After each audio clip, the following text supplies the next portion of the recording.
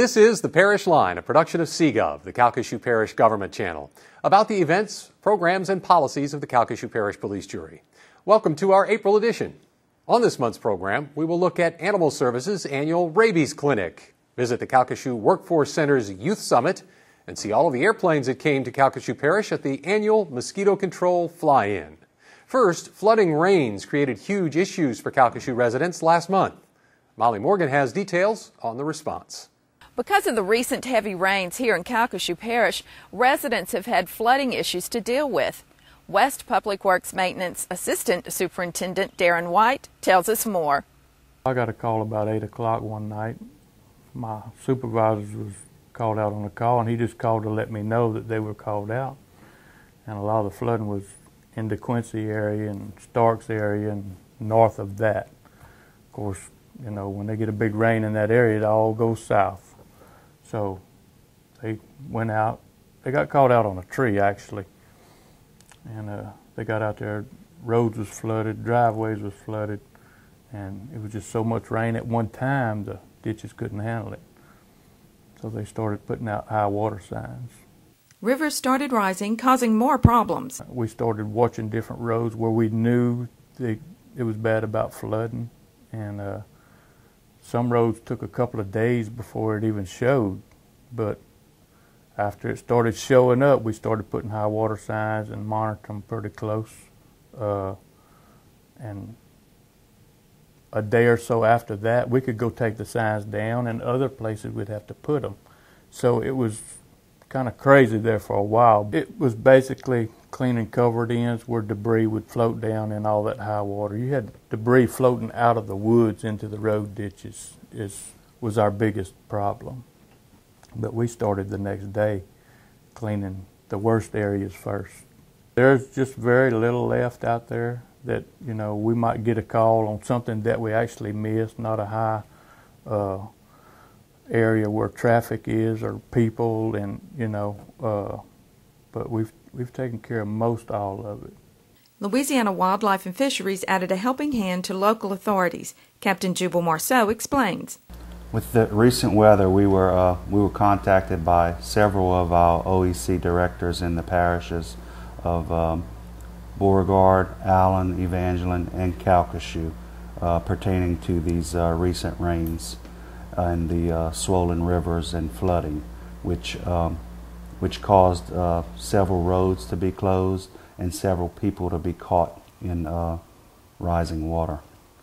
We were requested specifically from Calcasieu Parish to assist their paramedics or the local paramedics in the event there would be any emergencies at night, especially at night, pertaining to residents that were trapped by the road closures, to escort, if in the event of any type of emergency, to escort these medics or firemen, whoever, to these residents to assist them whatever their emergencies were.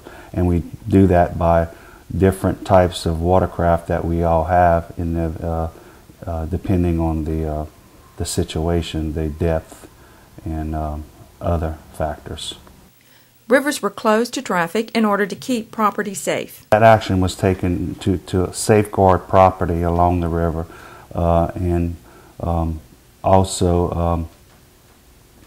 also keep people from the people that he evacuated, make sure that no one would be looting in those areas. We were heavily involved in that aspect during the recent rain, just providing security along the river for camps and homeowners. We did have one rescue that was pretty notable. That was that occurred on Camp Edgewood Road on March 23rd, where a woman was leaving her residence and got trapped in water.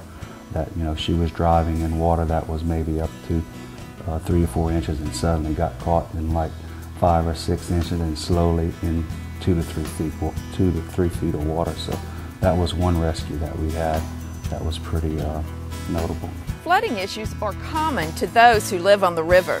For the Parish Line, I'm Molly Morgan.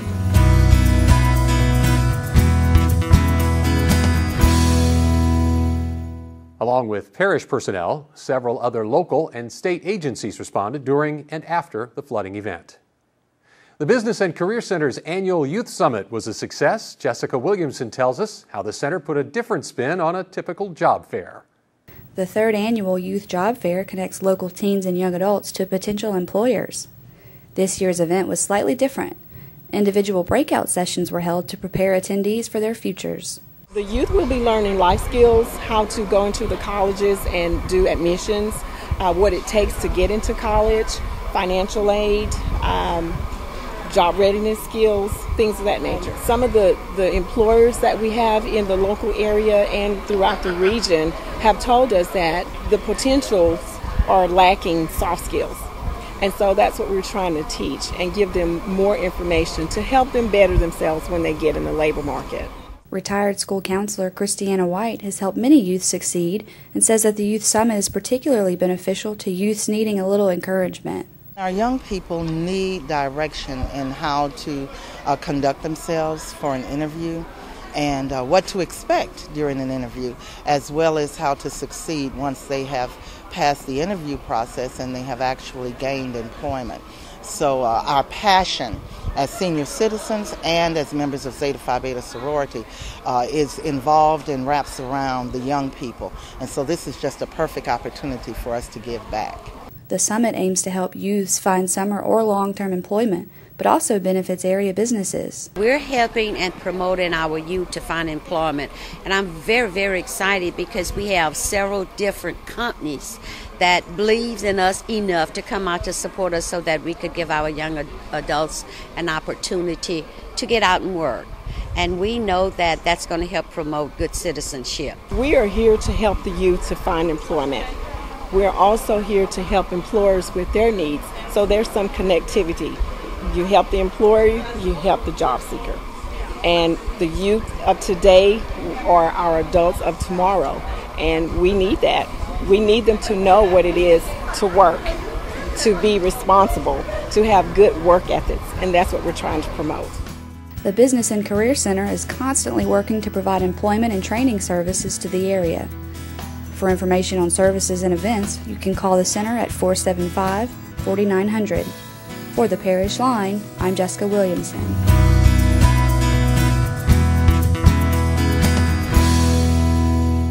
You are watching The Parish Line, a production of CGov, the Calcasieu Parish Government Channel.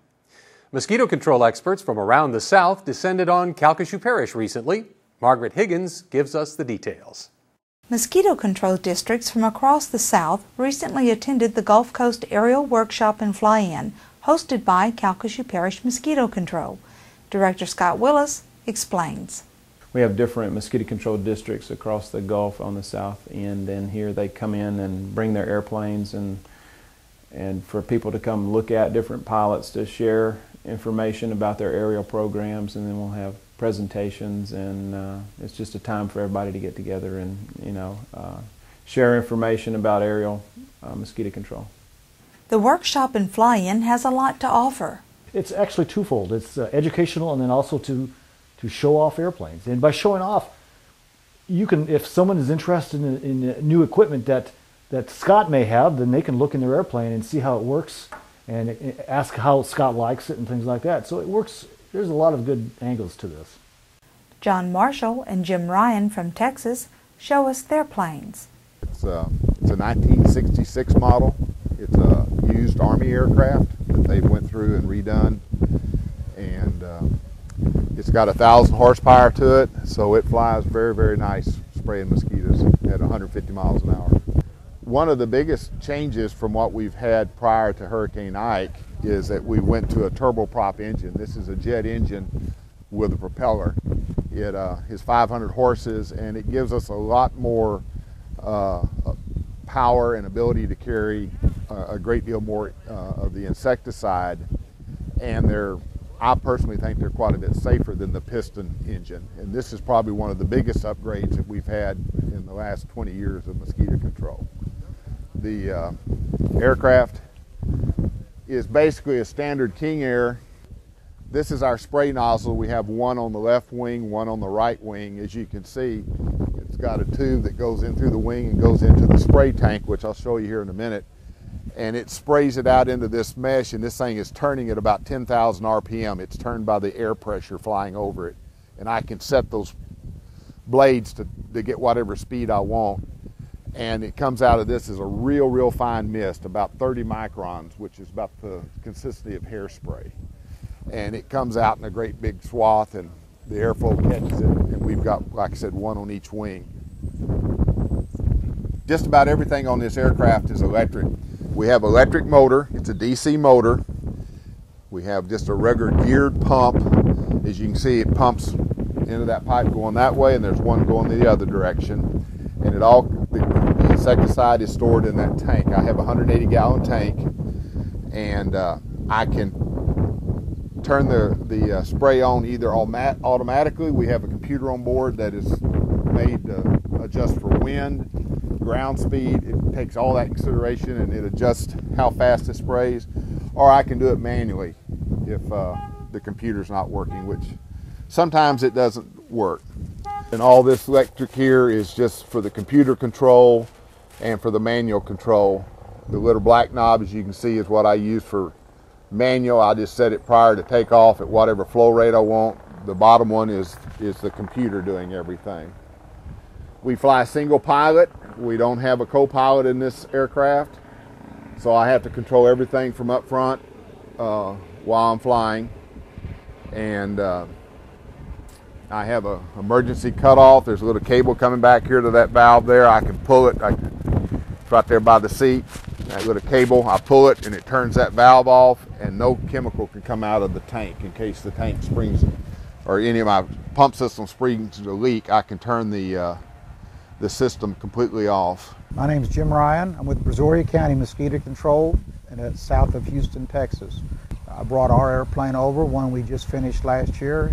It's a 1956 Beechcraft Model 18, and it was set up by our department for treatment of mosquitoes in the populated areas.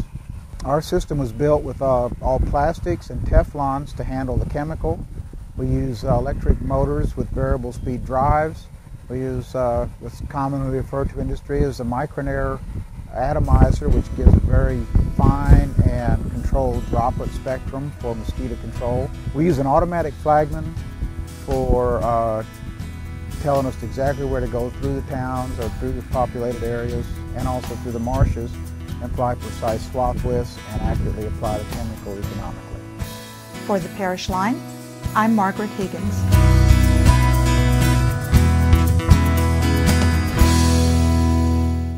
Calcasieu Parish Mosquito Control hosts the Gulf Coast Workshop and fly-in biannually. April is Fair Housing Month in Calcasieu Parish. Our housing department has scheduled a series of homebuyer education classes. You can get complete information on the training at our website or by calling the Parish Housing Department. Calcasieu Parish Animal Services is completing another successful annual rabies clinic. The clinics are designed to give pet owners a low-cost and convenient option to properly inoculate animals. We've gone through a drive-through procedure on these things, which allows them to keep your animal in your vehicle, which to a lot of people don't seem like a big thing, but what it does is an animal stressed enough, a lot of times this is the only time of year that they get out of the environment that they're in. So by leaving them in your vehicle, it kind of de-stresses the animal and gives them every option they can, the best case scenario for them. And then also it keeps down on fights between animals or dogs getting loose and things like that. And then probably the last and really important thing is it's a lot faster that way. They obviously go through an entrance point, and upon that they're broken into 4 lines. Each station has a rider, and so a vehicle is brought to a station where the rider basically finds out how many dogs they have and fills out licenses that are attached to each dog or cat. And after that they go to a collector, and the collector takes the money for however many they have. After they leave the collection agent, the collection part, they go to the tent where the veterinarians are and actually administer the vaccine. Each veterinarian has a couple of trained dog handlers with them to basically hold the dog while the vaccination is being administered. And then they're free to go. The numbers for this year's clinic are not tabulated yet, but officials are hoping to vaccinate 3,000 dogs and cats. It is very benevolent of the police jury to allow us to do these for the general public, and it's, to me, helps us keep down on rabies. A lot of people don't understand how bad rabies is, but rabies is a very bad disease that can be fatal to humans. Because we're taking an approach to that, I think that we don't really have a lot of reported cases of that, and we were able to tend to business so that it doesn't reappear in Southwest Louisiana. The clinics also provide microchipping for pet owners, which is the most successful way to be reunited with a lost pet. Animal Services conducts the annual clinic each spring. The Police Jury Government Building at 1015 Piton Street in Lake Charles recently welcomed a new addition. An information kiosk is now situated in the lobby. J.P. Booth tells us more. Pay your speeding ticket, report for jury duty, find out your property taxes, or get a marriage license. These are just some of the many things you would do at the downtown complex. But how do you know which of the many downtown buildings to go to? Jason Barnes with the Calcasieu Parish Police Jury tells us how a new information kiosk in the lobby of the Parish Government Building could help you out. The police jury here in the downtown area is part of a government complex that is just very vast in the number of offices that we have here, not just here in the police jury, but also with all of the other agencies that are in this area, in this 1 or 2 block area. And our lobby seems to be more of a collecting point where people come in all the time and want to know how to get maybe to the tax assessor or something. So it's been an idea quite some time to build into our lobby a kiosk in a situation to where we can be that first point of contact and communication to helping get people where they want to go here in this area. You know, we have approximately 12 departments in this area that are just police jury departments. But we go so much further with that, where the receptionist here and the information kiosk actually can help people get them where they need to be in non-police jury business. We have the tax assessor, the sheriff's office, the DA, registrar of voters, clerk of courts, and we also have family and juvenile court and the 14th Judicial District Court. So it gets pretty busy down here, and there are several occasions where people might get mixed up with which building they're supposed to go to. And so this information kiosk is giving that opportunity to the people that come here to know which of the 9 buildings they need to go to here in this complex. The other great advantage of having an information kiosk desk right here is that we really didn't have to create any space. This area right here was an old office that was no longer used, and so it was pretty much for a long time just empty space. What we did was we transferred that office to make it more of a kiosk area, and plus just put some glass and some of the walls that we had, and there we had it. I mean, it was very easy for us to transition to that. It wasn't as if we had to do a new construction or anything. So we're really happy that it's here in the lobby. We hope that there's going to be a lot of things down the road that we can do to continue to grow it and continue to find ways of helping people. While many businesses are going to digital kiosks and touch-screen information booths, the police jury opted for a more traditional face-to-face information desk.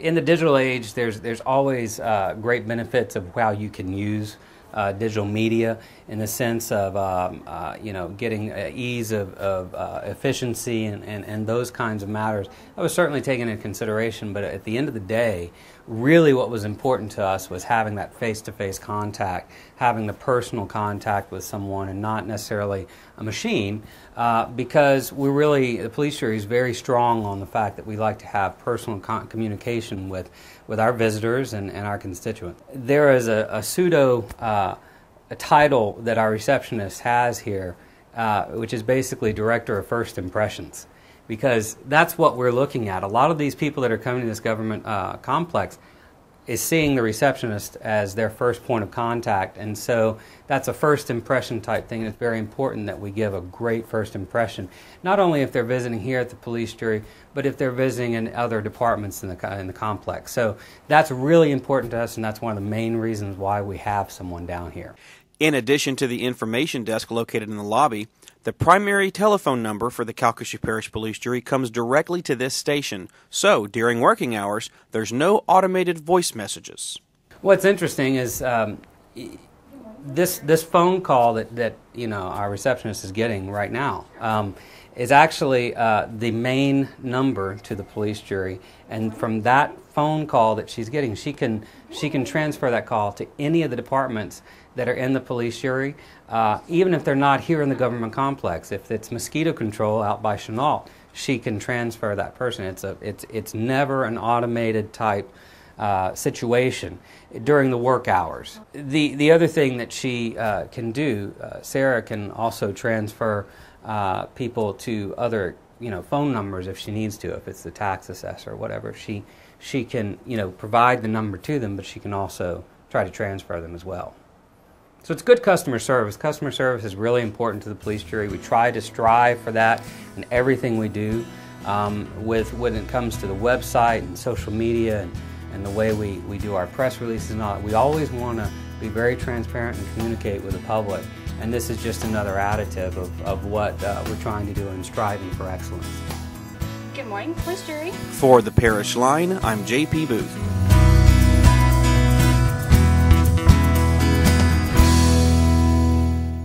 An employee will be at the kiosk during working hours to assist citizens with directions and information about the entire downtown complex. The police jury and the city of Lake Charles have been longtime supporters of the Lake Charles Symphony. CGov's Jacob Terracina reports on the symphony's performance of Sleeping Beauty with the Lake Charles Ballet.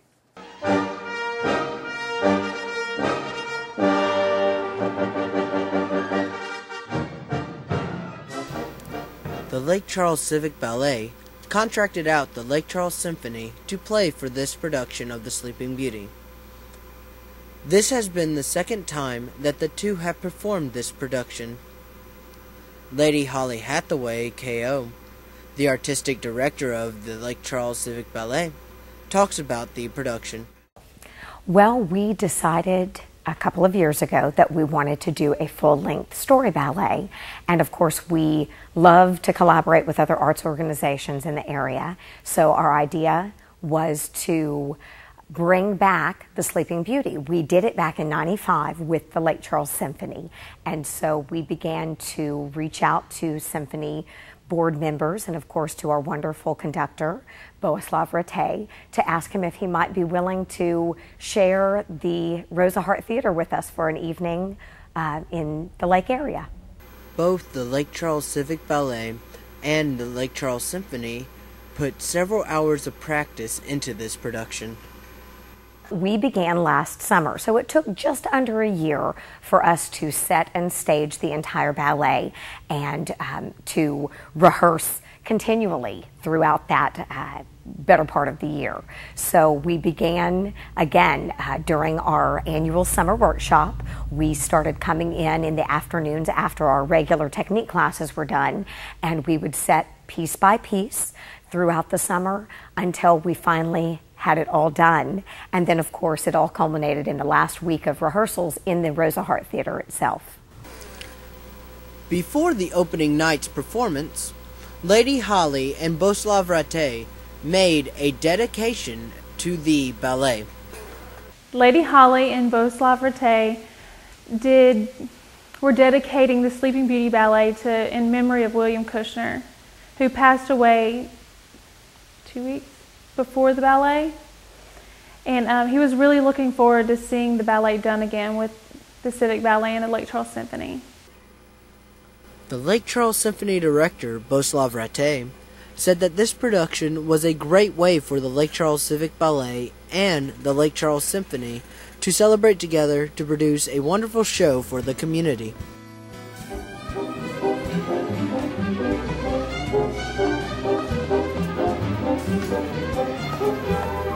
The Calcasieu Parish Police Jury helped to fund the Lake Charles Civic Ballet and the Lake Charles Symphony for this production. For the Parish Line, this is Jacob Terracina.